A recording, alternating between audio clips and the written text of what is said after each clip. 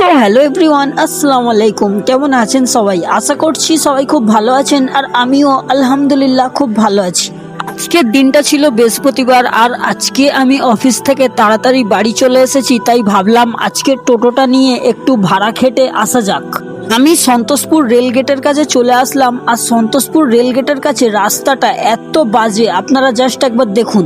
কোন রকম সন্তোষপুর রেলগেটের রাস্তাটা পার করে ফাইনালি আমি পৌঁছে গেছি আকরা ফটকে বাবা টি চায়ের দোকানে। আমি বাবা টি থেকে এক কাপ চা খেয়ে নিলাম, আর ওদের চাটা খুব দারুণ করে। আর এখন আমি আছি আকরা ফটকের কাছে, আর ফটকে ঈদের জন্য কত সুন্দর সুন্দর জামা কাপড়ের দোকান বসেছে। তবে আজকে আমি টোটোটা নিয়ে বেরিয়েছি ঠিকই কথা, বাট ঠিকঠাক প্যাসেঞ্জার আজকে পাচ্ছি না, কারণ আজকে আমার বাজারটা খুবই খারাপ।